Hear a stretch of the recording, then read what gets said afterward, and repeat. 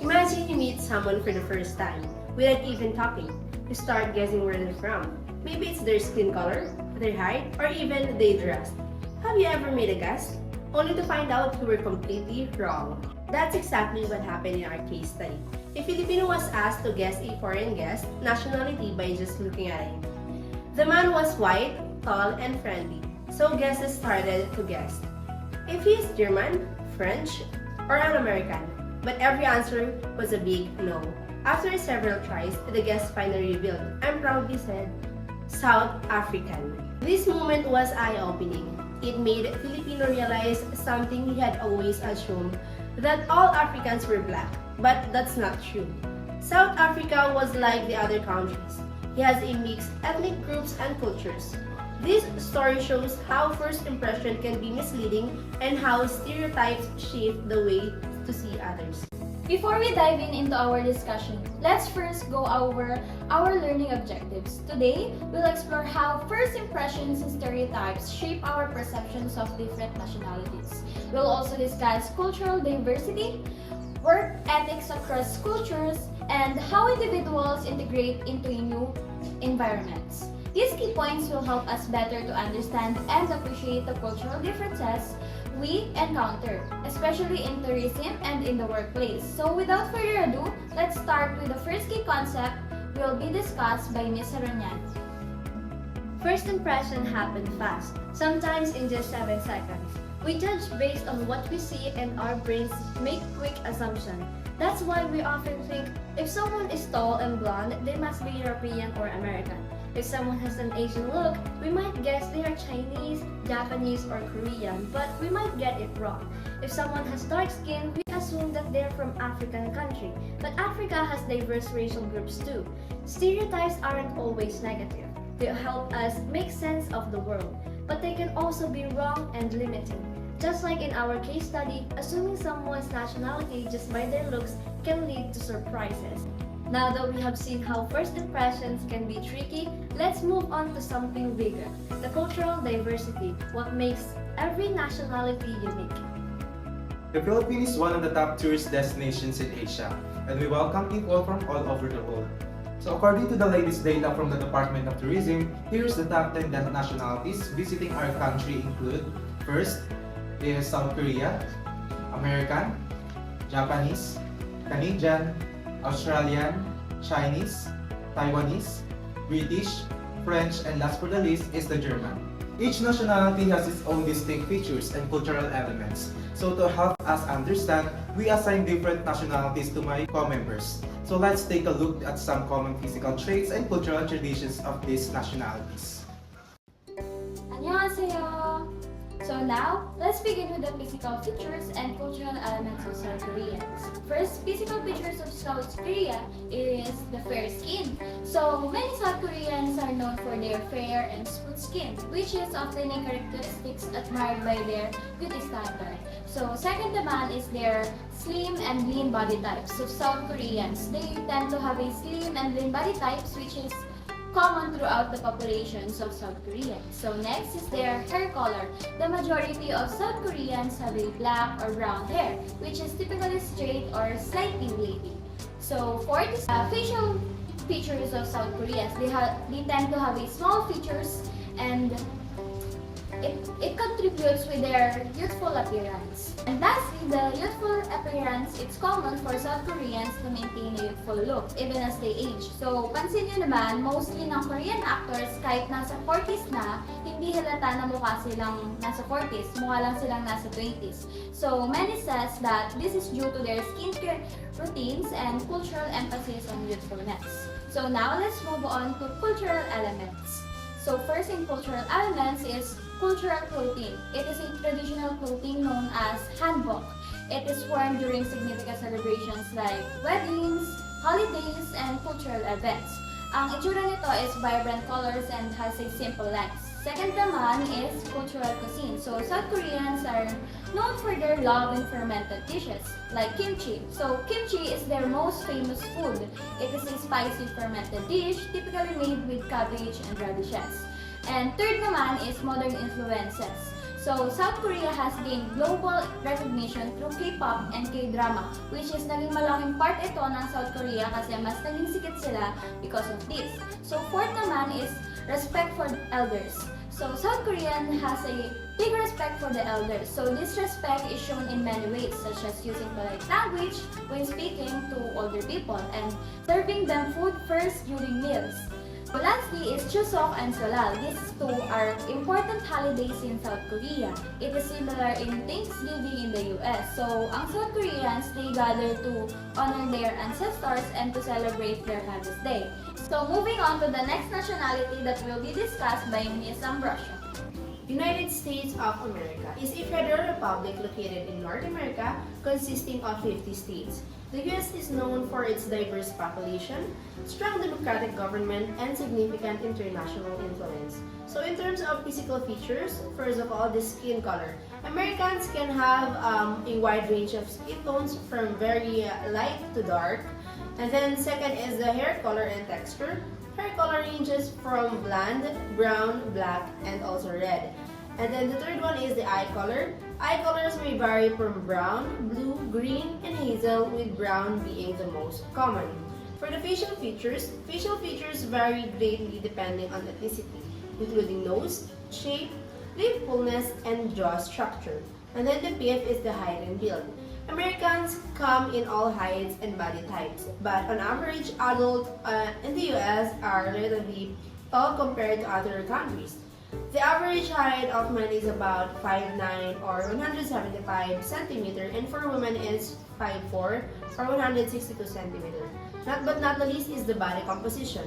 There is a wide range of body shape and sizes, as the US has one of the highest rates of obesity among developed nations, though many individuals are also athletics and physically fit. So let's move on in cultural elements. Diversity. The US is known for its cultural ethnicity diversity, with people from various backgrounds, language, and tradition coexisting. Second is the Hollywood and entertainment industry. The film, television, and music industries, and particularly based in Los Angeles, had a global impact on pop culture. So the third is the Thanksgiving, a widely celebrated holiday that involves family gatherings and a meal of turkey, symbolizing a gratitude and national unity. And the fourth is the fast food culture. The US is the home of the global rise of fast food chains like McDonald's, Burger King, Raising Cane's, and etc., influencing global eating habits. And last but not the least is the sports events. Sports in America like football, baseball, basketball are deeply embedded in the culture, with major events such as the Super Bowl and the NBA Finals drawing large national attention. Ohayou gozaimasu! Now, let's talk about the Japanese. When we think of Japan, what comes to our mind? Perhaps the iconic cherry blossoms, advanced technology, or the deep-rooted traditions of samurai and geishas. But beyond that, Japan is a nation of fascinating people with distinct physical traits and rich cultural heritage. So now let's take a closer look at what makes Japanese people unique. So let's start about with our common physical features. Many Japanese people have fair complexions, influenced by genetics and skincare-conscious culture. So mapapansin natin na makinis at mapuputi ang mga Japanese because of the influence by their genetics. And because of their advanced technology, some of the well-known cosmetic products is sa kanila din nanggagaling. That's why they have their fair complexion skin. So their eyes often have slight upward slant with single eyelids or less prominent crease, contributing to their distinct look. So karamihan sa mga Japanese ay mga singkit dahil na rin sa kanilang genetic. Traditionally, Japanese hair is thick, straight, and black. True modern trends have made their coloring more common. So generally, Japanese people are leaner and shorter compared to Western nationalities. Though this is gradually changing, so kapansin-pansin ang mga heights nila ay hindi ganong katangkaran kung i-compare natin sa mga Western people. But as times goes by, nagbabago na rin yung gantong traits nila because of the modern technology. So many Japanese individuals have softer, rounded facial structures with small noses and thin lips. Sana all, di ba? So isa rin sa mapapansin natin ang kanilang mga malaporselana at bilugang mukha na isa na rin nagiging basehan natin para masabi natin na isa silang Japanese. So now let's move on to their cultural elements. So Japan is known for being respectful. So bowing or ojiji in Japanese is a vital part of Japanese etiquette, demonstrating respect in social interactions. Japanese people are known for their discipline, punctuality, and dedication to perfections in their jobs. That's why we have these 5S, the Seiro, Seiton, Seiso, Seiketsu, and Shinsetsu. So ito na yung naging standard na ginagaya ng ibang bansa para sa isang disiplinadong pagtatrabaho. So the Japanese tea ceremony is a symbol of hospitality, precision, and mindfulness. So nasa-serve sila ng tea sa kanilang mga bisita to show their hospitality to their guests. So Japan is also celebrates numerous festivals through the year, such as Hanami or mas kilala natin bilang Cherry Blossom Festival and Tanabata or the Star Festival. So Japanese culture prioritizes harmony and teamwork, valuing collective success over individual achievements. Good morning, everyone. And now let's talk about the physical features and cultural elements of Canadian. For the average physical features of a typical Canadian, it is difficult to pinpoint because Canada is one of the most diverse countries in the world. However, if we generalize based on the largest population groups, which are European and Indigenous ancestry, they have moderate to tall height, which average for men is 5'9" or 175 cm, and for women is 5'4" or 162 cm. They have fair to tan skin tone due to European and Indigenous ancestry, and for their hair, mostly straight or wavy, in shades of brown, blonde, black, or red. And for the eye color, they have commonly blue, green, hazel, or brown, and they have angular and or oval shaped faces. Since Canada is highly multicultural, there's no single Canadian look. Canadians come in all shapes, colors, and features. And for the cultural elements naman, we have 5. First is multiculturalism and mosaic identity, which Canada is known for its diverse population with people from various ethnic and cultural backgrounds. This diversity is celebrated, and Canada's culture's identity is often described as a mosaic rather than a melting pot, where different cultures retain their unique characteristics. Second is tolerance and inclusivity. Canadians are generally known for their tolerance and respect for others, regardless of their background, beliefs, or identity. This is reflected in Canada's social and political systems, which prioritize equality and human rights. Third is the strong sense of community. Canadians have a strong sense of community that valuing cooperation and working together to achieve common goals. This is reflected in Canada's social programs, which aims to support all citizens. Fourth is respect for Indigenous cultures. Canada recognizes the importance of its Indigenous people and their cultures, and strive for foster harmony and respect for Indigenous rights. And last is unique cultural blend. Canadian culture is a unique blend of British, French, and American influences, with each contributing to the nation's identity. This is evident in Canada's language, cuisine, and social customs.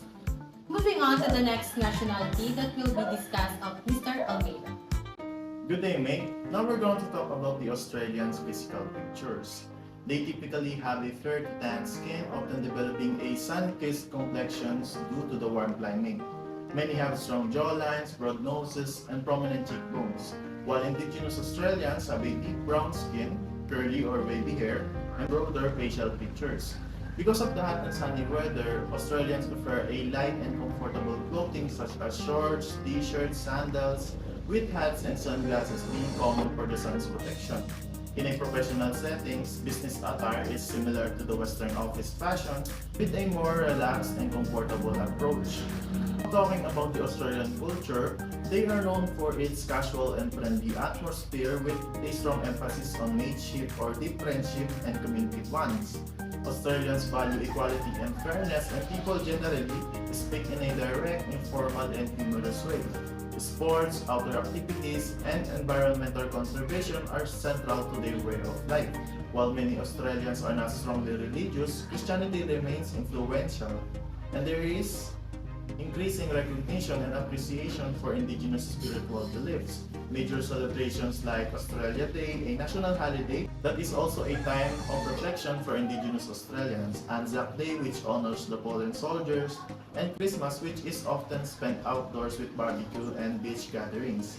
Other popular events such as Sydney New Year's Eve, known for its spectacular fireworks, and multicultural festivals like Lunar New Year, Diwali, and Mardi Gras, reflecting the country's diversity. Hao. Let us now learn about the general physical features of the Chinese nationality. Now, we all know that one of their most prominent characteristics is having slanted eyes or yung mga singkit na mata. But just a disclaimer, China has a vast population, which means they have diverse physical features. With that aside, let us now talk about their common physical traits, which includes having straight and dark hair. Majority of their population have straight black hair, and there was an era before wherein having permed and curly hair is a symbol of status, a symbol of wealth. Quite different from us na before, kapag kulot, salot. Moving on, as I said before, slanted eyes or almond-shaped eyes. Next is having medium to fair skin tone. But the majority of the Chinese population have light complexion, though it still varies depending on where they live and their sunlight exposure. When it comes to height, it's actually quite fascinating. Chinese as a population have a moderate height, but northern Chinese people are a lot taller than those who live in the southern China. And lastly, they have a relatively flatter facial profile, meaning they don't have a prominent brow ridges like that of from Europeans. Now for their significant cultural elements, coming in first is their writing system. The writing system that they use is Hanzi. Japanese kanji and Korean's hanja are actually both derived from Hanzi. Hanzi has over 50,000 characters. If we include other Chinese writing systems, there are over 100,000 characters. But if you have a basic knowledge of 2,000 to 3,000 characters, then you'll be able to read a newspaper. Pero inyo yun, you have to learn 2,000 to 3,000 letters or characters para lang matuto kang magbasa. Sa atin, 26 na lang, nalilito pa tayo magbasa. But the thing about Hanzi or other Chinese character is unlike the alphabet script, each character represents a meaning rather than sounds. Next is their eating habits. China has a diverse cuisine. We mainly know that they love eating spicy foods. Chinese nationals mainly use chopsticks as their primary utensils, and they have rice, tofu, noodles, and vegetables as their staple foods. Moving on to their celebrations, of course, we cannot forget about the Chinese New Year. That is not only celebrated in China, but also in other countries as well. In this celebration, families reunite, and of course, we cannot forget ang ating paboritong envelope, the hongbao or angpao. There are also firecrackers to drive away all things that are negative, and the colorful and fun dragon dances. There is also Moon Festival that celebrates their harvest. If you are a foodie like me, the first thought that will come to mind is mooncakes. Yes, mooncakes are significantly part of this festival as they are shared as you and your loved ones admires the moon's beauty. Next is their love for tea or their tea culture. Tea is part of their daily life and it is used in ceremonies, social gatherings, and even business meetings. China is the birthplace of tea wherein a variety of tea leaves grow in their lands. Last but not the least is their feng shui practices. Feng shui is an ancient Chinese practice that aims to harmonize people with their environment by balancing energy or qi. It also aims to bring good fortune, health, and prosperity through proper arrangement of spaces. Some see it as superstition, while others use it as practical way to create positive space. Ang sabi nga nila, kapag minamalas ka sa buhay, huwag mo sisihin ang sarili mo, sisihin mo yung pinto. 谢谢大家，再见。 So thank you everyone for that very informative presentation. So culture is more than just food and traditions. It also affects how people work and communicate. So now, let's explore how work ethics differ across cultures. That will be discussed by Ms. Nietzsche. Thank you, Mr. Amaril. And now let's talk about the cultural differences and work ethics. Have you ever worked with someone from a different culture and noticed they do things differently? That's because every country has its own work culture. In our case study, we meet two chefs. A German chef who is very strict, serious, and always on time. The next one is a Malaysian chef.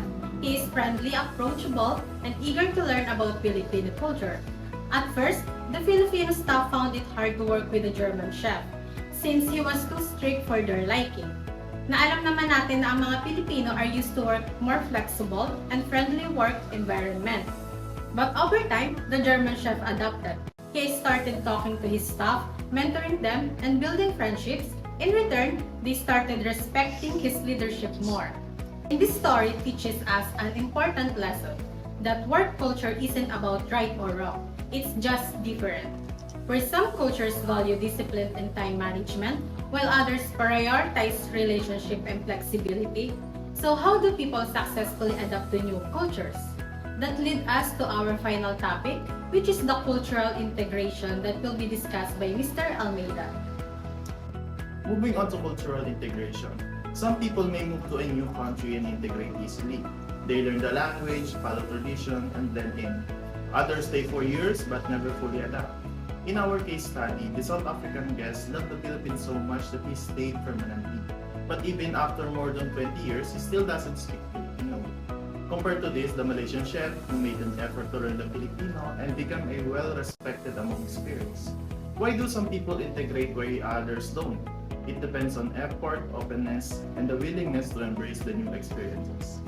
To wrap it up, first impressions are powerful, but they don't always show the full picture. Cultural diversity makes our world more interesting, but it takes understanding and effort to truly connect with people from different backgrounds. Whether in travel, business, or everyday life, embracing cultural differences makes us better global citizens. Let's challenge ourselves to go beyond stereotypes and appreciate the richness of every culture. Thank you for listening. We hope that discussion helped you see nationalities and first impressions in a new light.